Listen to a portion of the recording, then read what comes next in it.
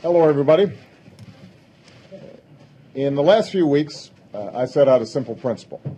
Congress should not go home for vacation until it finds a way to avoid hitting 160 million Americans with a tax hike on January 1st. Extending the payroll tax cut that shows up in people's paychecks every week is an idea that I proposed in September as part of the American Jobs Act. At a time when so many Americans are working harder and harder just to keep up, the extra $1,000 or so that the average family would get from this tax cut makes a real difference when you're trying to buy groceries or pay the bills, make a mortgage, or make a repair. And all kinds of independent economists agree.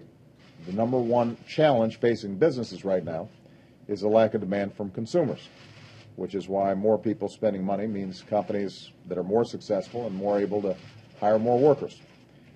Today, Congress has finally agreed to extend this middle-class tax cut into next year. And they've also agreed to another part of my jobs plan, extending unemployment insurance for millions of Americans who are out there trying as hard as they can to find a job. This is spending money that also benefits families and businesses and the entire economy. And it's a lifeline that would have been lost for more than 2.5 million people in the first 2 months of next year if Congress had not acted.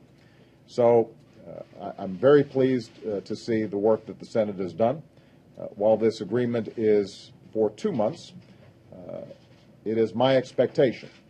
In fact, it would be inexcusable for Congress not to further extend this middle-class tax cut for the rest of the year.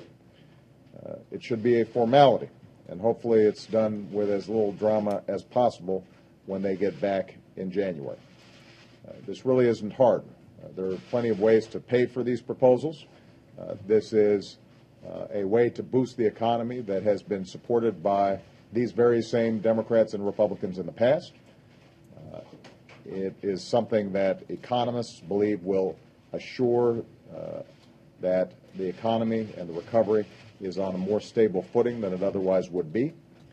And my preference, and the preference of most Americans, is that we ask the wealthiest few Americans to pay their fair share and corporations to do without special taxpayer subsidies to cover some of the costs. But I think that it's important for us to get it done. We've got a lot more work to do for the people who sent us here.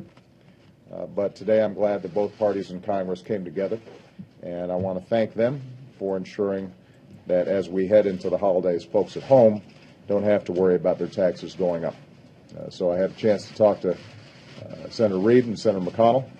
I thank them for their cooperation on this issue. I'm looking forward to the House moving forward and getting this done when they get back on Monday.